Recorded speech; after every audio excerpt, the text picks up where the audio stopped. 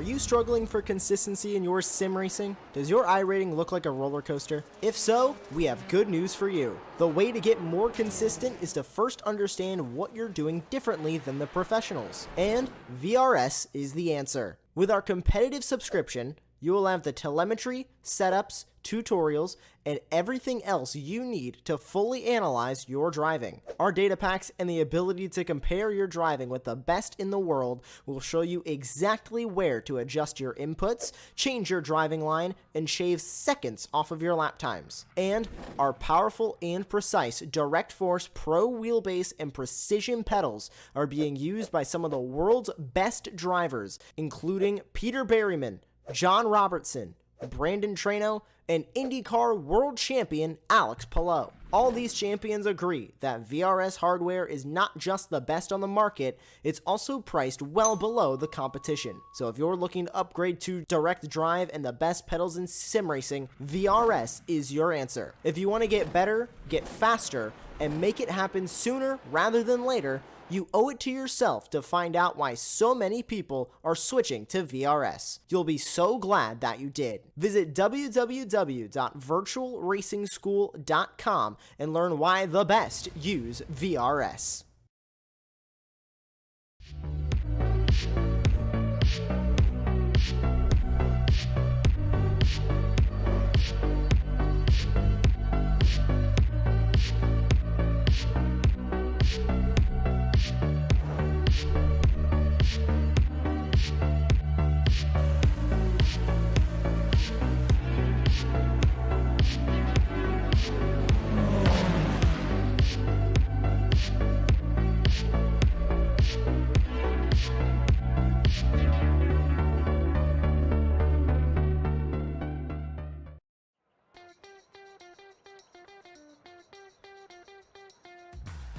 Howdy, howdy, howdy, everybody, and welcome to the iRacing Formula 3.5 Championship here at the one, the only Imola circuit. Enzo Dino Ferrari. I am Austin Knight. I'm joined by Tim Cox with Alex Simpson and the production booth, and you're here live watching Apex Racing TV. Tim, after a wonderful start of the season, we're here for round 2 at Imola. How are you feeling so far about the season? And, want to refresh a few of us on the events that happened in round 1?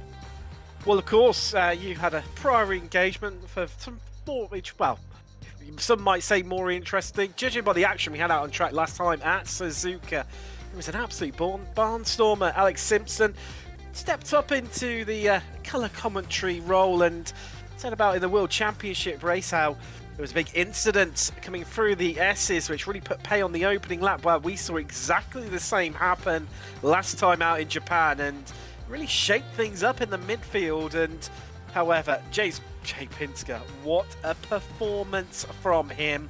Controlled the race from start to finish and, wow, ran out winner. However, right at the death, Zamborski nicked the fastest lap of the race from him. And, well, these two are at the absolutely top of their game. They are like the Verstappen and Hamilton of this series. And once again, I'm sure we're going to see the fireworks fly here in Imola.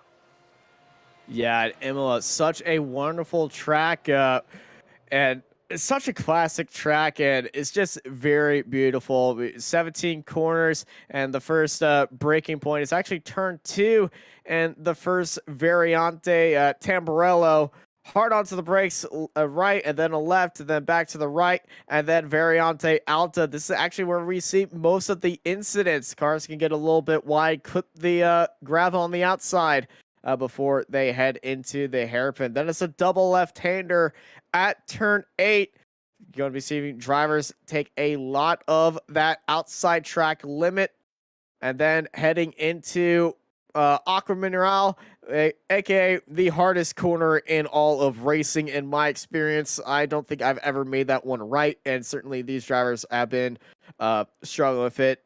Then Variante Alta at 11 and 12, very tight chicane. Going to be seeing some of the drivers using the curbs to their advantage, and then it's the double left-handers at the end of the run and setting themselves up for that long run down that front straight and to do it all once more again. Just saying about that, Austin, the key, I can't reinforce it enough. Those final 2 corners of Ravazza is so crucial that you get those right because they just set up the lap that's coming. Because if you carry enough speed through there, that then just amplifies heading all the way down to turn 2. Some might argue turn 1 officially, where you'll have much higher top speed if you get Ravazza correct. Combined with, of course, these cars having DRSs, the drivers have 8 available opportunities to use it per lap. Sorry, per race. Per race. I was going to say per lap. Wow, definitely. There's even 8 opportunities per lap. But yeah, we'll probably see the drivers banking them till used to the latter stage of the race. However, if we've got some of the front runners who may be stuck in midfield traffic due to an early on incident, we saw it the back end of last season at Interlagos. Zamborski just used them so much in the early stages to clear through the pack. It's going to be interesting to see how the drivers deploy them. And definitely, I'm sure the key area they're going to be using them is on that start-finish straight, which is so incredibly long. But I say straight, you spend more time steering than you do actually holding the car straight. Yeah, but I think in the terms of Formula racing, straight is just any place where you're just flat out and you just don't care. And honestly, in these cars, you don't really notice that it's a straightaway, and it is definitely not a straightaway, but everyone treats it as a straightaway. As we are looking at current provisional pole leader, Eddie Samborski, leading out Joshua Stewart by 4/10. Pat Vesliv jumps up into 3rd place. We got moves going on as well. Eric Weisemeski jumps up into 3rd. Fabio DeCarmo jumps up into 2nd right there at the 129.3, but Eddie Samborski currently the leader in qualifying. Is just coming out to finish out his 2nd lap right now. Comes across the line, and he does improve that to 128.91. Theodore Burns takes 3rd spot and jumps up into 3rd place. Masumi Aburame jumps up into 6th place. Marcos Alecron puts in his first lap, putting himself into 7th with a 129.7. few drivers getting a off track on their first laps and not getting counted. And Miguel Crespo, Dennis Cornu, Yuki Shirakawa, Dylan Freckleton, and Morgan Keane. Actually, Dylan Freckleton is on his out lap. But a few drivers, flirting with disaster. Joshua Stewart is currently the next highest driver, currently on his second lap. Jason Sieg improves to 6th place. As Jamie Byrne, I believe, is coming across the line right now. Jamie Byrne, does he improve on his time? No, he doesn't. As Josh Stewart jumps up into 2nd place after his run. Next car that we should be getting a result for would be Morgan Keane. First lap was invalidated, and Morgan is actually the lowest I-rating driver here. First time I'm seeing Morgan Keane in a top split race. Definitely going to be making an impression right now. Comes across the line and jumps up into 17th. I think the big story of qualifying, though, Austin, is that James J. Pinsker has had an off track on every single lap. No. So as it stands at the moment, we've got 5 drivers yet to set a time. Things remain as they are with those drivers below him not setting time. If we have got, wow, there you go, 4 drivers. just nipping in there and demoting Pinsker even further. So he will be starting in 20th place. Next to Yuki Shirakawa, who also didn't put in a lap time. Daniel Gallus will be starting behind James Day Pinsker. I believe he crashed out, and now all eyes are on Dylan Freckleton.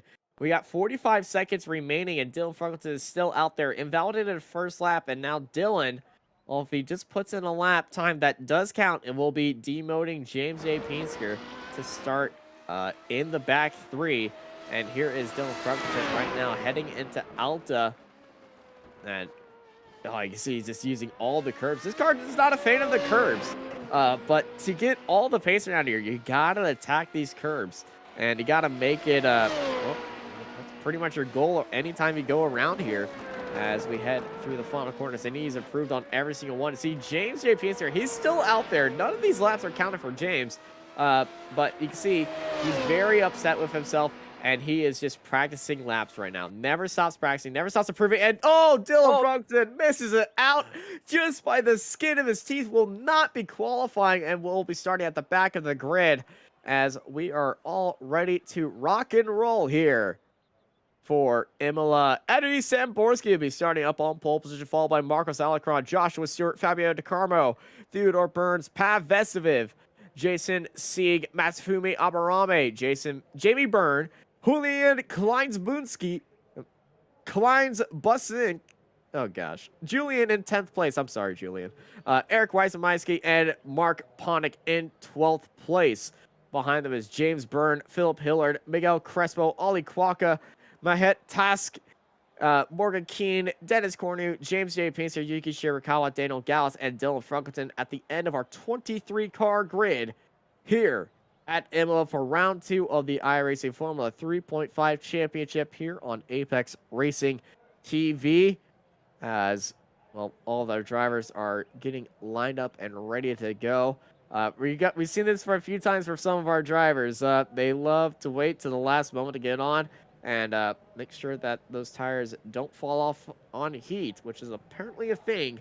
But that just shows you on how highly intensive a few of these drivers like Eddie Samborski and James A. Pinsker are, just waiting for the last opportune moment and not sitting on the grid and idling just a little bit as we're all lined up and just waiting for the gaps on the grid to fill up right now as we are all getting ready to rock and roll here at Imola.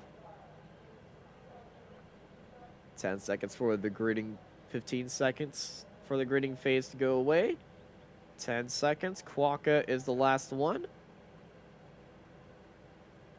5 seconds. All right.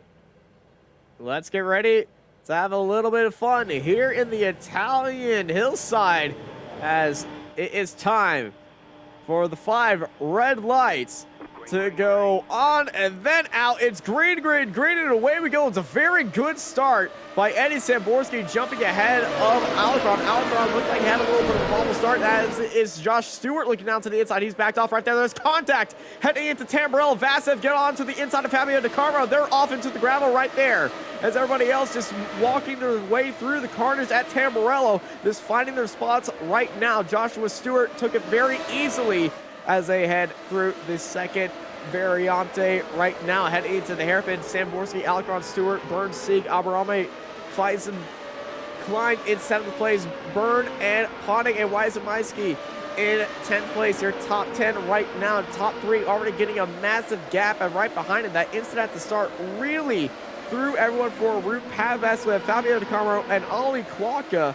Kwaka started from the pit lane, as those 3 are the most down right now. James A. Piecer made 3 positions up. Mastroumi Aberami's around. He's in the wall. Wow, that's going to demote him right down. He's probably got front end damage to put pay to his He doesn't have a wing. race. Yeah, that wing is gone. Your biggest riser so far is Shirakawa. He's up, well, 11 places now inside the top 10. Yeah, we've had another incident. We've had another incident. Eric Weisemeiski has, I believe, spun around as well. And yeah, Yuki Shirakawa up 11 spots. Didn't put in a valid qualifying lap, and is up 11 spots as everybody is making their way through the first of 24 laps. Make that 12. Now Austin's up into 9th, and clearly the Japanese driver on the attack. Pinsker, he's up into 13th now, up 7 places, and this way it gets a bit more trickier as the laps start to progress. Not many overtaking opportunities around here at Imola. He's going to have his work cut out today, is the Brit. Yeah, Eddie Samborski, one of the best Formula 3.5 drivers out there. Behind him, Marcos Alicron, definitely one of the best drivers out there as well. These two are very mainstays of this sport in this series, as they are racing each other right now through the double left-hander heading into Aquaman. Let's get an onboard shot of Marcos Alicron, and right on board through here to see Samborski getting a little bit wide off there, and oh, that could get you an off track and almost a slowdown right now. We can see he's right on the gearbox, looking down the inside, just trying to find a little bit of clean air right there, and just set himself up for a good opportunity as they fly through the chicane and continue on heading into Riviazza.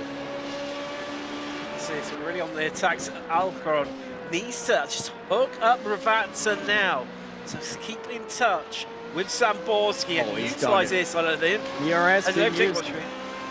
DRS being used for Samborski, trying to pull away from Alicron. Alicron not using DRS right there, as it is a drag race heading into Tamborello.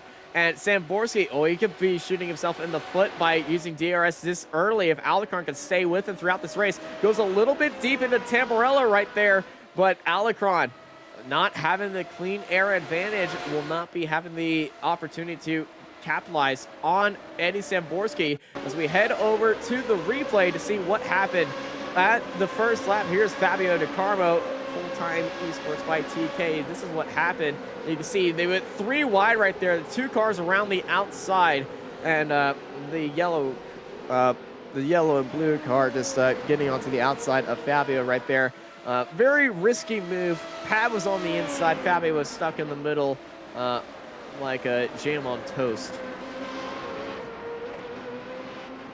I'm trying to work that one out there, Austin. If it's in the middle, if it's jam on toast, you're going to tell me. Jam in a sandwich. Well, there we go. There we go. I like my sandwich toasted, okay? Okay, I'll let you have that one. I'll let you have that one. Just to keep you updated with how Pinsker's going on. He's up to 11 now, 9 places. It's one of the biggest place gain. Shirakawa still holds on to that. He's now up to 8th as the Japanese driver.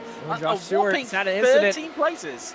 Joshua Stewart has had an incident. He was sitting in 3rd. He's now dropped down to 5th place. As, yeah, Shirakawa up 13 spots as we saw the tires off the track right there in Riviazza. Josh Stewart looked like he missed the break point just a little bit and has dropped off the track. It's got back on in 5th place. But yeah, Yuki Shirakawa, 13 spots. This is a overtaking master class from the Japanese driver. as we are looking at James A. Pinsker behind James Byrne. Pinsker just only increased 9 spots, gets a good run through Tamborello, got a little bit wide right there as he tried to make the overtake, but it didn't work right there. James Byrne and James A. Pinsker still holding each other up right now through the hairpin. Behind them, it's Philip Hillard defending from Eric Weisenmeisky. Someone running a bit wide there out the back out of Tozer, but I think that might be Keen potentially, but I'll tell you what, it's really getting tight as Pinsker.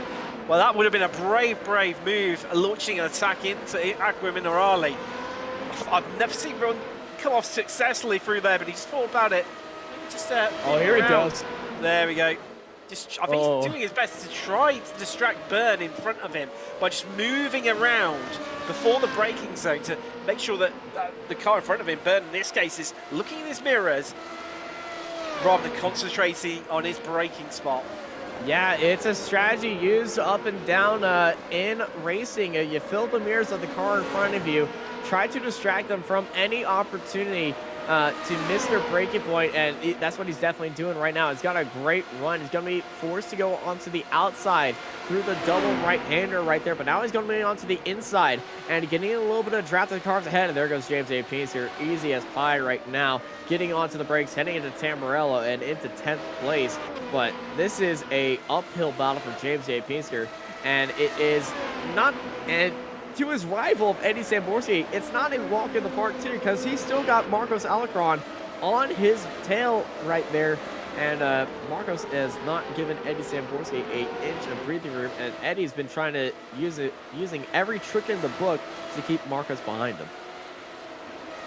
Just seeing, so that Pinsker is now on to the back of Shirakawa. Those two, over. He's getting the most amount of places, but I'll tell you what, this is an intriguing battle happening here. Byrne actually making the move around the outside into the corner, and Jamie Byrne gets pushed out a little bit wide. There goes James A. Pinsker, improving enough. Pinsker up in 8th, Byrne falling behind Byrne right there as, well, the two Byrnes, a father and son duo, as this is Eddie Samborski leading out Alarcon through Riviazza. And are we going to be seeing DRS used by Samborski? No, but we have seen Samborski use DRS already, so he's already on the back foot in the DRS uses. And here comes Alarcon. Alarcon's got an amazing run. Alarcon setting himself up from around the outside. Side by side they go, heading into Tamborello. Late onto the brakes they go. Alarcon trying to keep his nose onto the inside. Samborski going to be forced to go out wide, missing apex. Here comes Marcos Alarcon round the outside, sneaking his way through there. Marcos Alarcon has the lead, but now Eddie Samborski set up onto the inside, heading to the next variante. He backs out. Marcos Alarcon, your new leader here at Imola.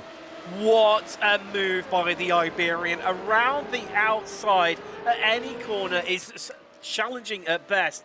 To do it on the outside, on the entry into Tamborello, and then to swoop through and get the move done ahead of Villeneuve. It's spectacular. What a move by Alarcon. He'll be definitely patting himself on the back for that one, but now he made the overtake.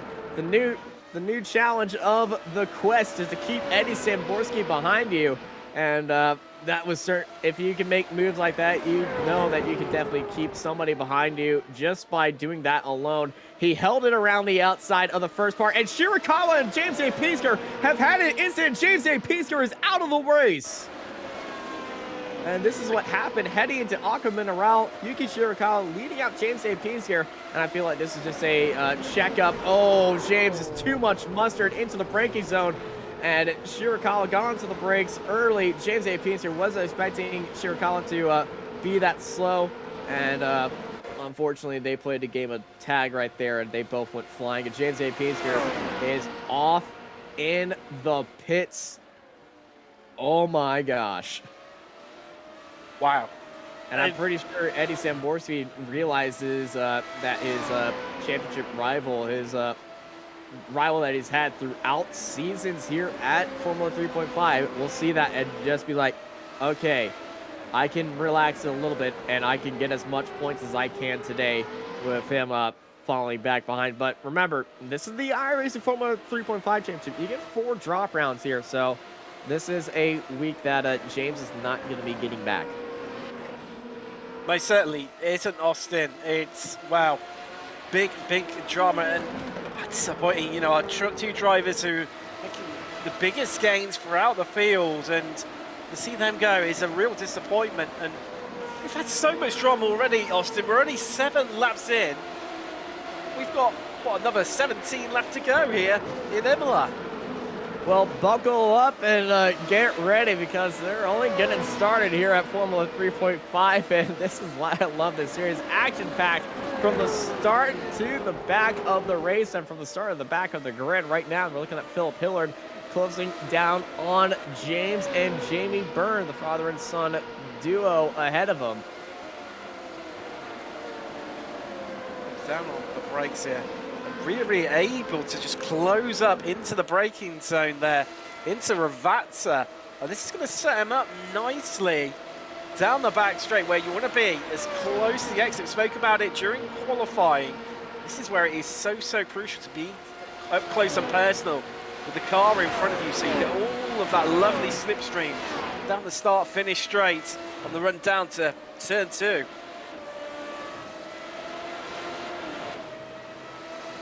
All right, Phil Hillard is on the back of the 2. Burns heading to Villeneuve. It's too far back for really a move right now, but this 3-car pack is definitely very entertaining to watch as they continue to race. Fabio De Carmo has climbed himself back up to 13th. That contact he had at the start doesn't look to be massive right there. No damage that I can see, and this is going to be an uphill drive for Fabio De Carmo, the full-time Esports by TK driver, as well, he picked up his first win last season at Interlagos, which was the last race of the season, as that's a little bit wide for Miguel Crespo off the exit of Octo General, as Fabio through Alta is just chasing down. That's another wide line by Miguel Crespo. He's missed that second curve right there. And I know a few drivers who run a direct drive wheel at Imola. They actually have to tape they joked about taping their wrists before heading around here. That's Byrne off the track at Riviazza. That would be Jamie Byrne, specifically. It is. He's off the track. I didn't quite catch how that actually managed to happen. He's fallen down the order even more so. I think that was just a driver mistake right there. I think it is. He's all the way down to 20th now, as also Vashlev just getting past the other Byrne in the family. That's Jamie Byrne demoted there, and wow. It's getting really interesting on this now, Austin, because Zamborski, as you mentioned, it's a good chance, the opportunity to bank points with obviously Pinsker out of the race. However, these are racing drivers, and you can bet your bottom dollar he will be desperate to win this, even though it is still a good chance for him to bank points with his closest rival out of the running.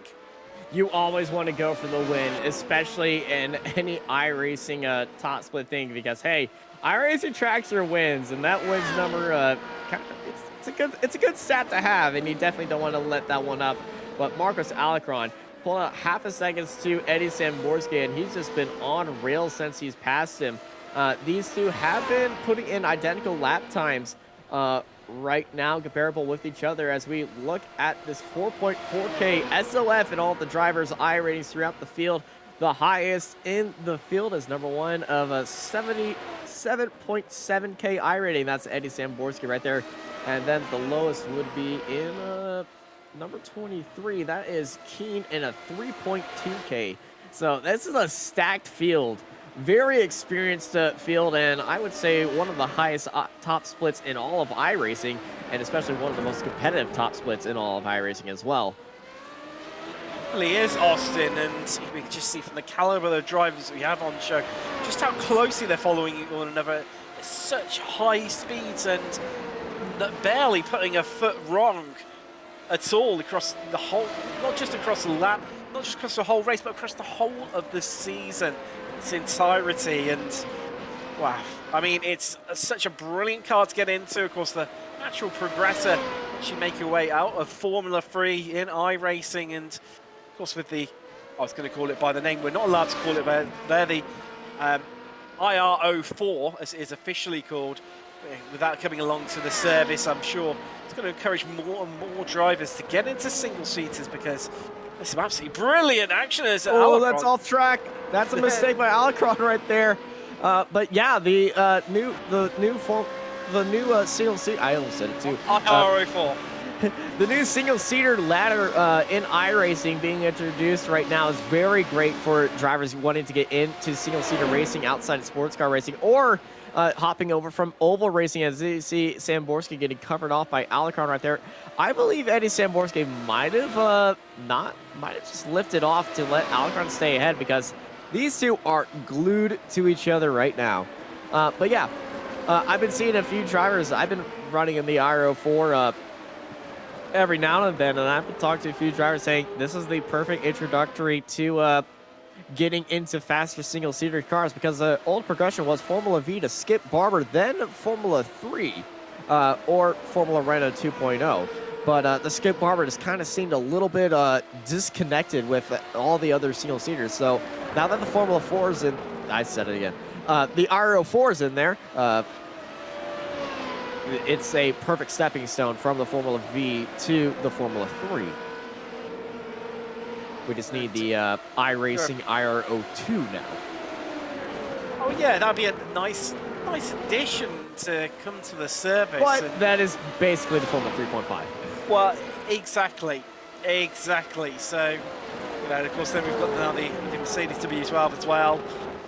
It's such absolutely, some great cars. It's never been better really for single-seaters within iRacing, road racing specifically.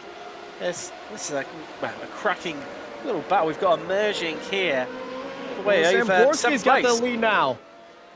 Eddie Samborski and Marcus Alecron are fighting for the lead right now, and we got the replay heading right now. And honestly, I'm looking at the SDK, and it looks like, oh, we got to stay on to this replay. Marcus Alecron has made a mistake, and he's fallen through the field. What has happened at the end of this fight? We're going to show you right now. This is Samborski around the outside of Alecron heading to Tamburello, and there's contact right there. The two leaders make contact. Samborski around the outside of Alecron. Alecron's on the inside, and they made contact. Was it Alecron who got a little bit loose right there? Well, he certainly ended with the, he's ended down the field from Eddie Samborski. You can make what you want of that one, as they went side by side into the corner, and Samborski and Alecron making contact, forcing both of them off the track.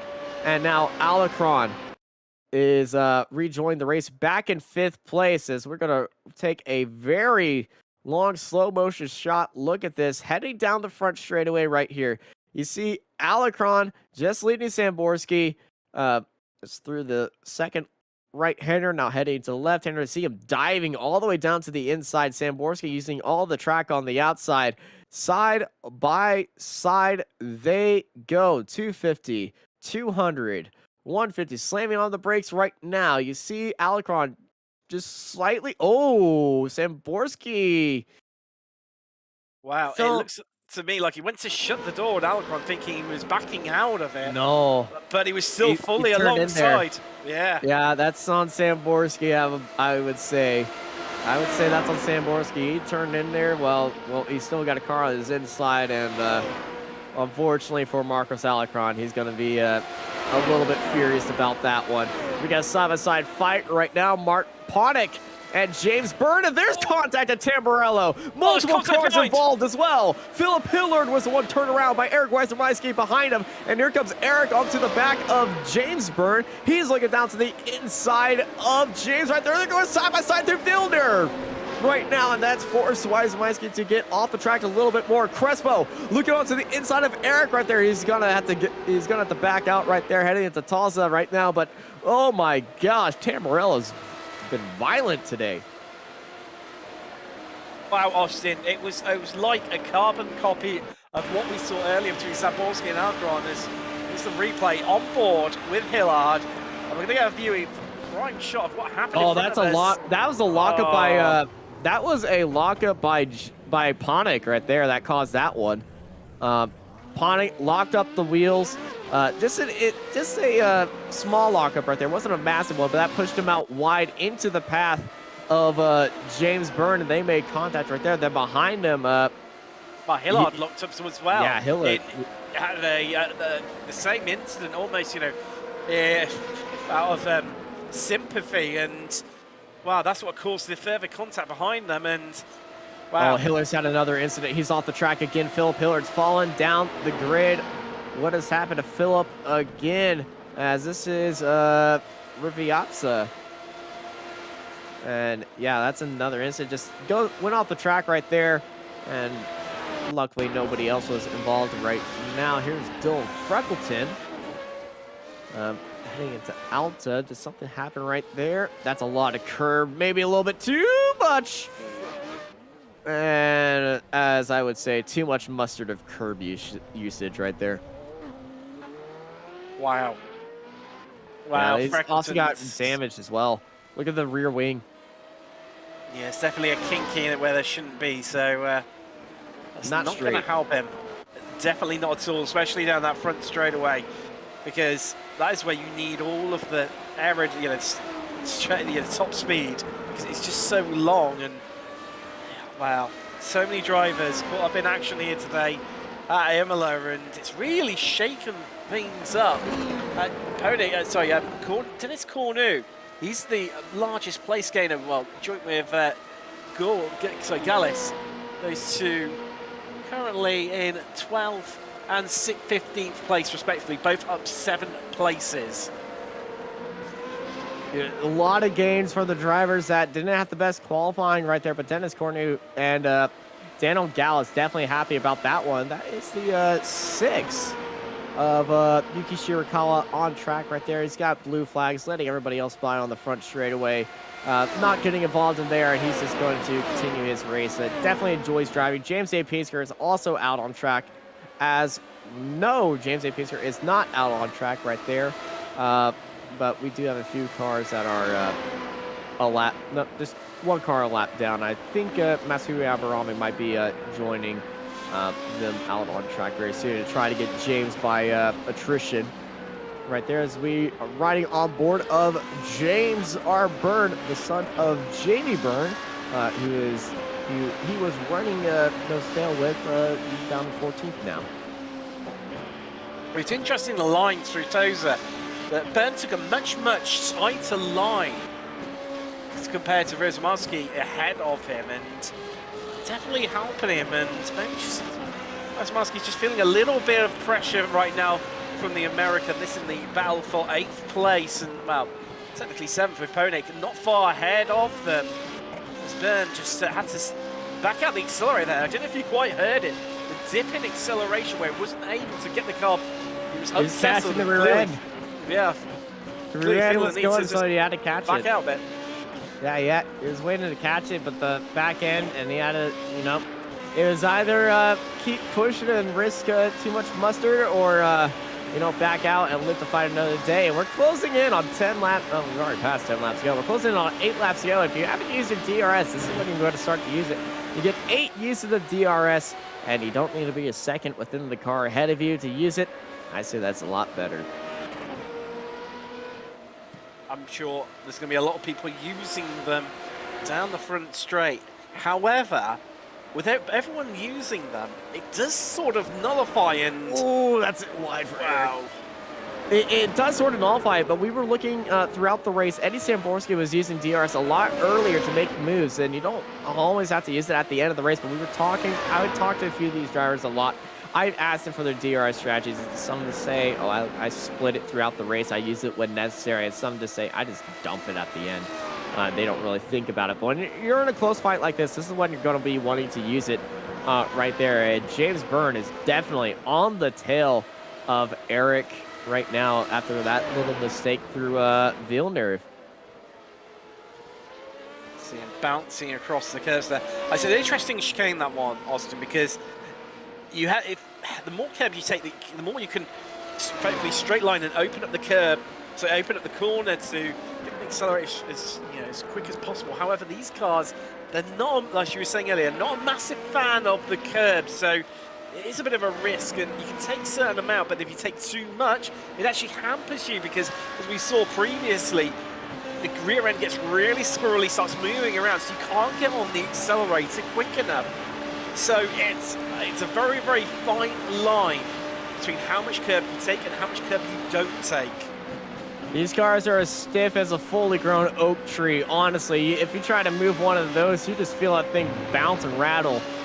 They definitely do not have any give. As you know, if you get one of these cars sideways, I remember at whenever we go to Sebring, which has kind of become one of the favorites of a few of these guys' tracks. That you know, this car hops. It will jump up in the air at Sebring, and it's kind of ridiculous, but you know, that's the challenge of this car. They don't like bumps.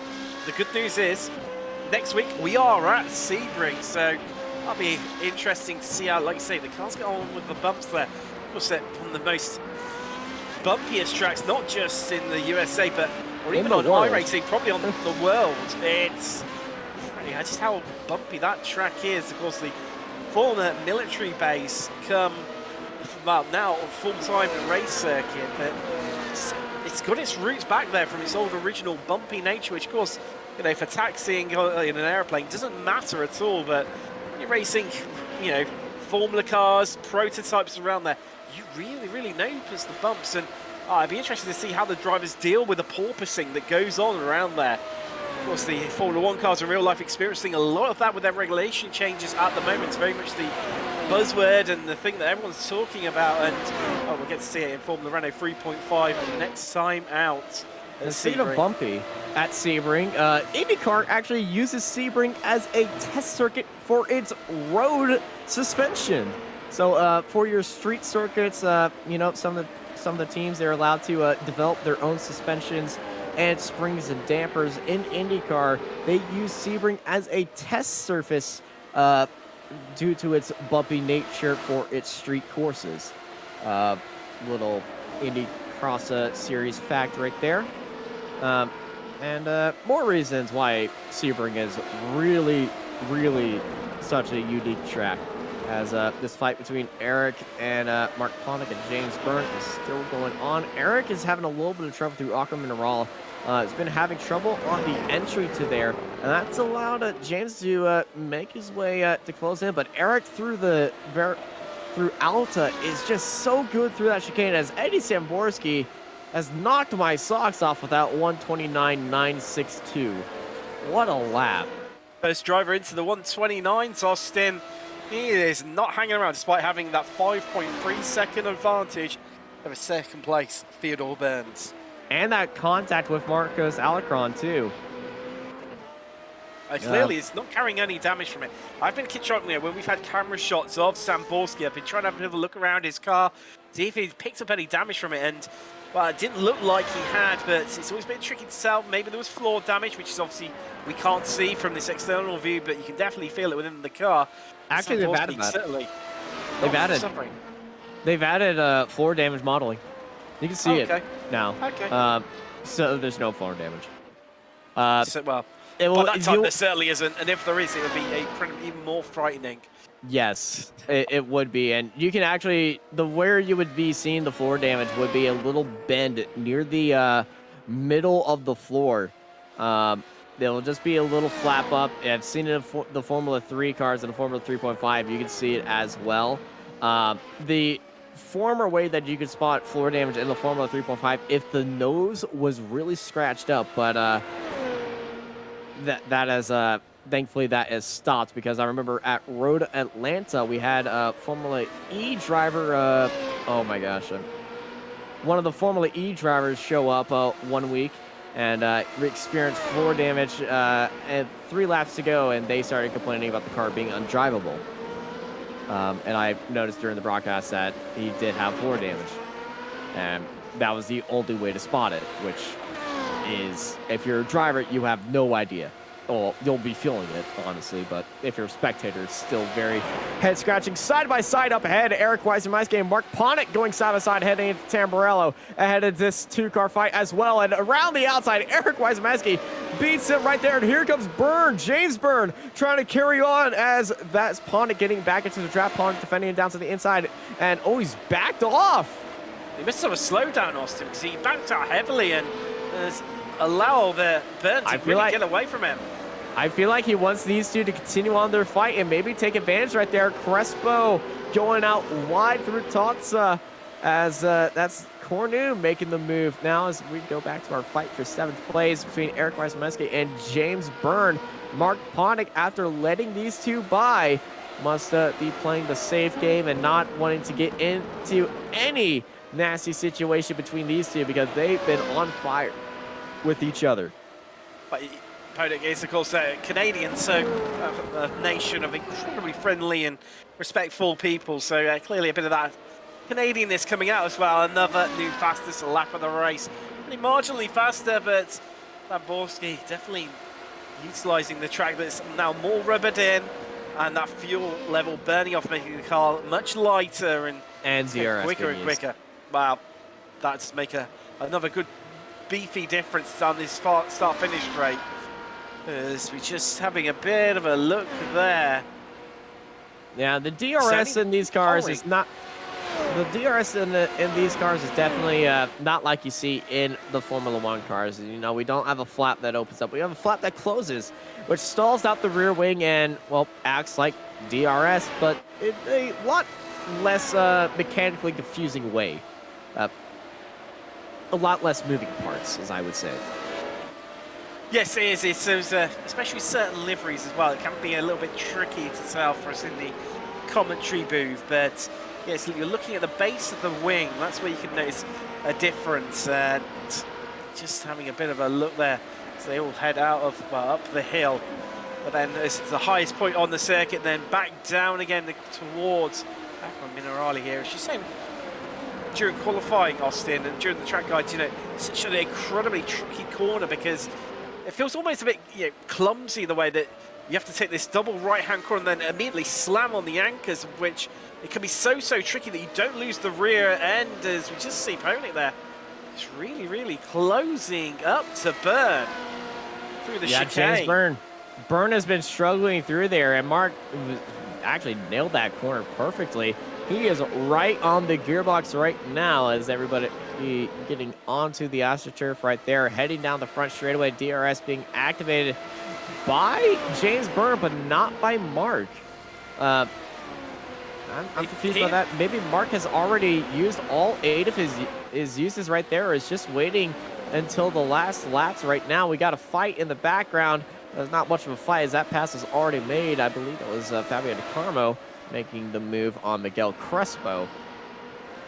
This is the thing, Austin, with that DRS being so crucial down the start-finish straight, that if the driver in front of you has activated it, it's sometimes better to bank yours and not use it because you just get effectively a double effect because you're being towed along by their faster top speed, and it's pointless, you know, just negating it by using your own because you won't actually necessarily really gain anything truly. You're better off saving it, in this case, for the lap after, because there's not really a long enough run out of the final corner to the start-finish straight to see maybe right here.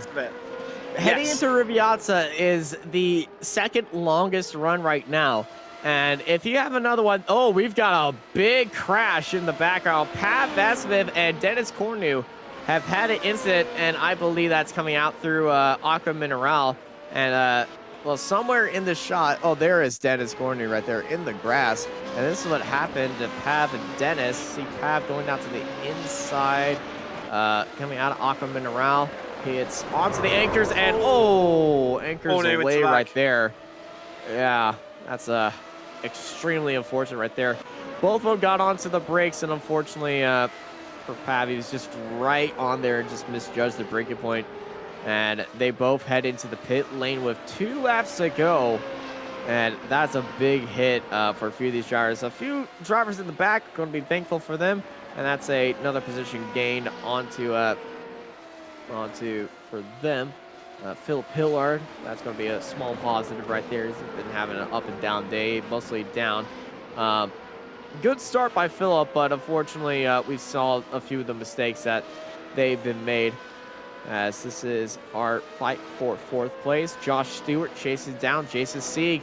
The 2 Australian drivers going at it with each other. Yeah, it's great to see.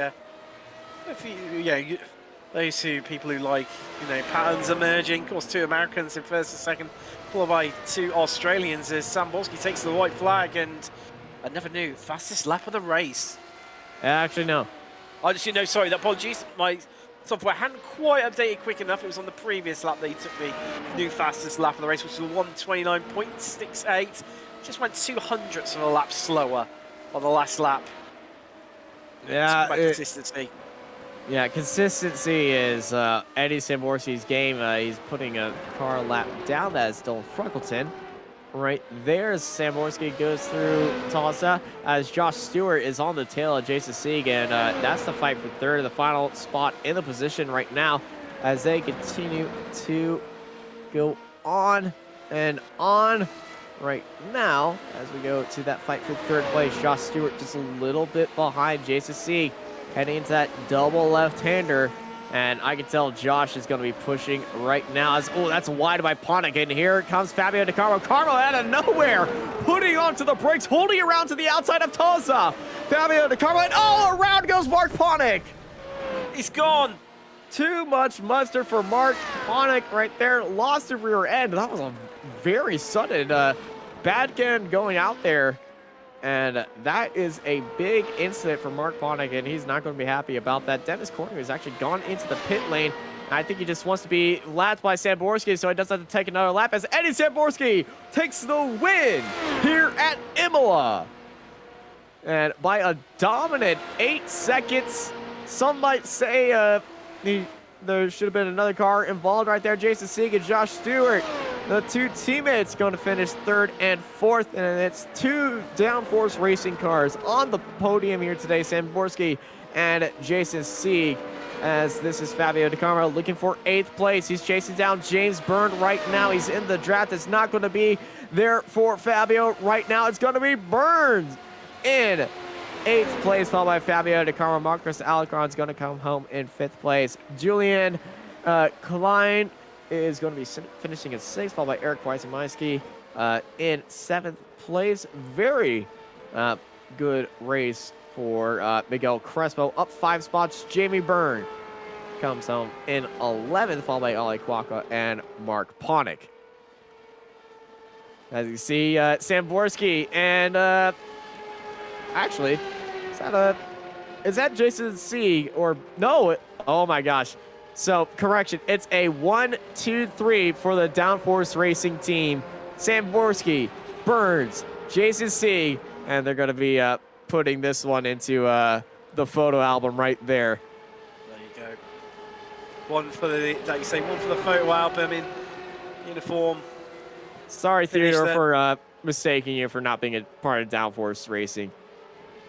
Actually, I think it's a top 4. I was going to say, this is a top 4, isn't it? It is a top 4. Thank you. It is a top 4. I did mention that Josh Stewart and Jason Sieg. It completely passed my mind right there, but it's a 1, 2, 3, 4 for the downforce racing squad right there. Eddie Samborski, Theodore Burns, Jason Sieg, Josh Stewart. They're all going to be high-fiving each other in the Discord with each other. Might be cracking open a few beers after that one. They're followed by Marcus Alicron, Julian Klein in 6th place, Eric Weissemansky, James Byrne, Fabio DeCarmo, Miguel Crespo, Jamie Byrne, Ali Kwaka, Mark Ponick, Pat Vasiliev, Philip Hillard, Mahet Tasky, Daniel Gallus, Morgan Keene, Dylan Freckleton, Dennis Cornu in 20th. And behind them, Yuki Shirakawa, James J. Pincer, and Matsufumi Aburame at the back of the 23-car grid. What a race we witnessed here today. It's been absolutely incredible, Austin. So much drama, especially in those opening laps. Of course, we had that big incident at turn 2. Effectively, officially as it is on track, and wow. And then, of course, I think the next big incident and news to come out of it is Pinsker, who we lost on lap. I think it was lap 8, wasn't it, where he had that coming together with Shirakawa, who was making really, really good progress, the Japanese driver, up until that point. But I think now, Austin, we should have a bit of a chat to our race winner today, Eddie Samborski. Hello, how are we doing? Doing Yes. absolutely. Oh, no, Tim, you go ahead. No, go on, Austin. No, I had you the go pleasure, ahead. Nope, I nope, was nope. going to say I had the pleasure last week of chatting to Eddie, but wow, what a race, and as we mentioned, a top 4 lockout for Don Force Racing as well. Absolutely, yeah. It was a really good day for us. I guess I don't know. I guess today's just our day. I have no idea. I mean, it's nice. So congratulations to all the teammates and team members for having a strong showing today. Well, obviously, I think the big talking point, well, 2 bits for yourself really. Obviously, James Pinsker did manage to put in a qualifying time, and then obviously he's had a coming together with another driver during the race, and he's out. So it's a big chance to bank some points for you today, primarily, but also, you know, that great battle you had as well with Alacon. Yeah, it's really unfortunate. I had a bit of unintended oversteer. I let off the brakes, and the car absolutely snapped left into his line. So it wasn't on purpose, not at all, it's really unfortunate. And I couldn't tell you why it happened. It just, you know, I let off the brake. You can see the car just completely dart, and my wheel's basically still straight. So I don't know. I must have just had a minute lockup of the left front. So sorry to Marcus. I mean, that's not how you want to race anybody. I don't know. Where did he end up? Oh, I guess it wasn't too bad for getting spun around 5th. Yeah. It should have been a much better race than that. I absolutely did not want to pinch him. I just wanted to get the car turned in. I was on the outside. You anticipate oversteer, not oversteer, understeer. But I got instead of getting understeer, I got oversteer, which wasn't ideal. So sorry to Marcus. Definitely wasn't on purpose. Now, of course, next time out we head to Sebring. Myself and Austin was talking about it during the race. An incredibly bumpy track, which obviously caused this car to bottom out on it. How are you feeling about that one? Obviously, without giving away too many of your secrets, how are you looking to deal with all the bumpiness of Sebring? I really enjoy Sebring. I tend to do well there. You got to watch the first turn and the final turn for the bumps. The rest of the track, you can manage. I guess the best thing to do is just to learn the bumps and try not to overdrive over them. There's a fine line between having performance in the car and raising it up too high and making it follow like an old Galaxy or Cadillac or something of the sort. So it's in your best interest to keep the car as low as possible. So I guess practice makes perfect. Well, it certainly does, and that's clearly worked for you today with the race victory here at Imola. Thank you, guys. Yeah, it was good fun. Nice to have a good result, and thanks everyone on the team. You guys for broadcasting, iRacing for hosting all this, and see you next week. Indeed, that's Eddie Samborski, your winner here today at Imola. Yeah, and I'm joined by, well, his teammates. Well, all of them are his teammates. Joined by Theodore Burns. Theodore, how are you feeling after that? And, hey, it's a 1-2-3 for the team. Yeah, that was a great team race, great team effort out there. I know we worked really hard on the setup all week, and the track conditions were tough, so it was really hard to manage, and we just managed to keep it a bit safer than everyone else and bring home the team. I think it was actually 1, 2, 3, 4 for Yeah, DF. 1, 2, 3, 4. I keep forgetting there's a 4th one in. Of the 5 cars that hopped into this race, so the 4 of them finished in the top 4, but you know, a 1, 2, 3 is impressive. A 1, 2, 3, 4 is even more impressive. And I know y'all sometimes race in the same Discord at the same time. How's the vibes going on over there? Oh, it was it was tough because I know Josh, you made a mistake early in the race, and Ed was in a pretty tight battle with Marcus there, so it was a little tense. But after that, about halfway through the race, it became pretty relaxed, and we're all just trying to bring it home to the end. So happy to do that. Well, it's definitely one way to have it start off a Saturday afternoon, I could say. Yeah, it's been a pretty good day. I also found out earlier I'll be racing in the Skip Barber finale tomorrow at VIR, so it's been a pretty good day. All right, well, I'll leave you to practice for that. I'll definitely be looking forward to watch that one on the iRacing the iRacing channel. But before I let you go and get ready for VIR and all that Skip Barber goodness, anybody you want to thank? Yep, love to thank Downforce Racing teammates. I know we put in a lot of work this week, so thanks to everyone for the support and help and putting out 4 really fast race cars. Thanks you guys at Apex for putting on such a great broadcast. Love watching it every week. I think you've put on a great show. Once again, great race, Theodore, and hope you have a good time tomorrow. Over to Tim, Awesome. who's standing by with Jason. Yes, certainly are, and we're going to have a chat now to Hello. Sasik, who completed the podium lockout here for Downforce Racing. Wow, that looked like it was quite a bit of a tough race out there with your fellow countryman Joshua Stewart just behind you. Yeah, it was bad like Josh. He just had that little spin going down the last hill, so it was a bit of a shame to see him over there in the kitty litter. Yeah, I mean, having said that, though, you know, up 4 places from where you started. Of course, started back in 7th, and you know, how was it in the midfield in the opening stages? Of course, we saw. I think you just missed out, didn't you, narrowly on the big incident that happened at turn 1, officially turn 2.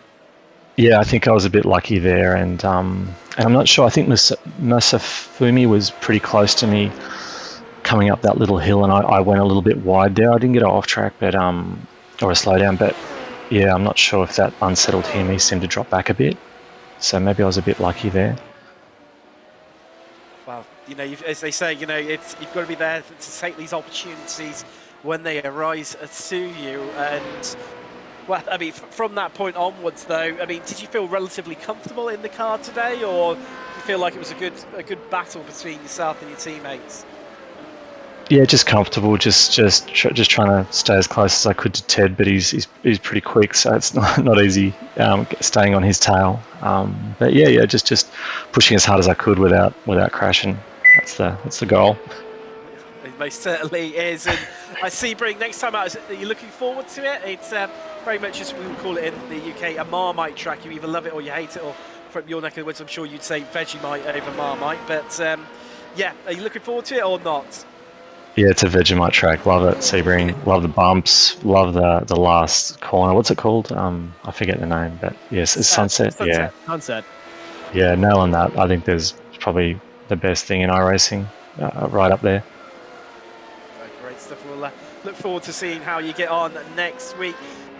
Anyone you want to give a shout out to before we let you go?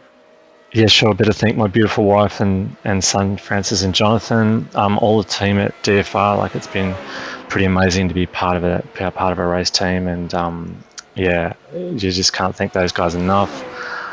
Celia Media, I did a lot of coaching with him to sort of help improve. So if you need any coaching, he's definitely the guy to see. You guys, all the 3.5 community.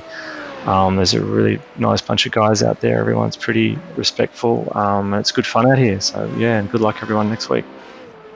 Yeah, that's Jason Seagu rounded out the podium here in 3rd position. Wow, Austin, what can we say? It's been another absolute barnstormer here from Formula Renault 3.5 once again. Yeah, there's nothing better than a good old Saturday afternoon of racing, hard-fought racing here at Imola, the Formula 3.5 guys. And like we've been saying throughout the day, Sebring is next week. And that's kind of the odd one out. Like I said, it's either a Marmite track or Vegemite of a track. Some like it, some don't. Some absolutely despise it, and some absolutely love it and want it on everything. But all I can tell you, every time that we head over there, it's been so fantastic. And I'm excited to head over there again for next week. Thank you, everybody, for joining us for another fantastic, wonderful round of the iRacing Formula 3.5 Championship here at Imola. I've been joined by Tim Cox and Alex Simpson in the production booth. And I'm Austin Knight, and I hope y'all have a good night.